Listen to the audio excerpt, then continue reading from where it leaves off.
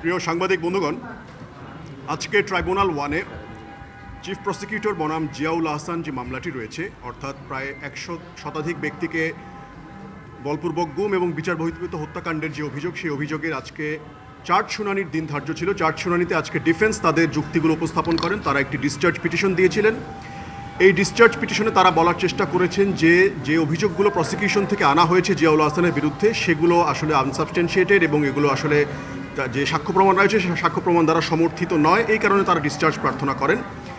এর জবাবে chief prosecutor শুনানি করেছেন এবং তিনি দেখিয়েছেন যে কিভাবে প্রসিকিউশনের যে সাক্ষ্য প্রমাণ রয়েছে সেই সাক্ষ্য প্রমাণগুলো দিয়েই জিয়াউল আহসানের বিরুদ্ধে যে 3টি সুনির্দিষ্ট অভিযোগ আনা হয়েছে, এই সুনির্দিষ্ট অভিযোগগুলো প্রসিকিউশনের দাবি মতে প্রতিষ্ঠিত করা যায়।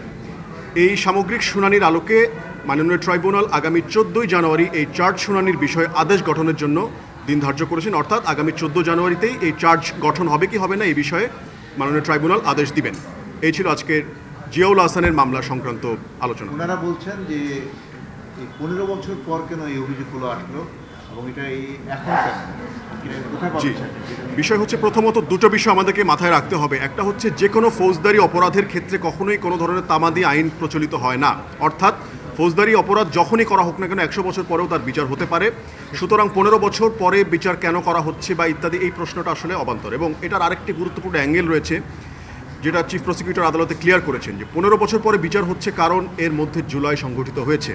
এই জুলাই সংঘটিত হয়েছেই হচ্ছে বিগত বছরগুলোতে ন্যায় বিচার যেন মানুষ পেতে পারে এবং যারা বিচার বঞ্চিত ছিলেন, যারা এত বছর বিচারের জন্য দাঁড়ে দাঁড়িয়ে ঘুরেছিলেন, সেই বিষয়গুলো যেন মানুষ বিচার পেতে পারে। তার জন্যই আসলে জুলাই এবং এই বিপ্লবের পরে আজকে যেহেতু অপরাধগুলোর জন্য আদালতে মামলা হয়েছে, এই মামলার প্রেক্ষিতে আজকে বিচার হচ্ছে। সুতরাং সময়ে দেরি হচ্ছে কেন বা এত দেরি পরে কেন, এটা আসলে খুব বেশি গ্রহণযোগ্য বা কোনো যুক্তিগ্রাহ্য আলোচনা নয়।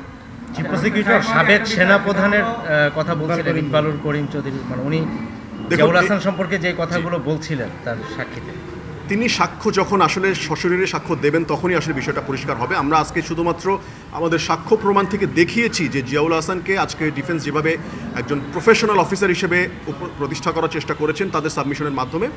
আমরা শুধুমাত্র অতটুকু অংশই কোর্টে পড়েছি যে তার বাহিনীর প্রধান যিনি ছিলেন সেই সময়ে, এই জিয়াউল আহসান সম্পর্কে তার মনোভাব কী ছিল, এই বিষয়টা তিনি সেখানে আমরা তার সাক্ষ্য প্রমাণ রিড আউট করার মাধ্যমে আমরা দেখিয়েছি। বাট তিনি সাক্ষ্যে মূলত কী বলেছেন সেটি যখন তিনি সশরীরে সাক্ষ্য দেবেন আদালতে, তিনি তখন বলতে পারবেন এবং আপনারা সেটা দেখবেন।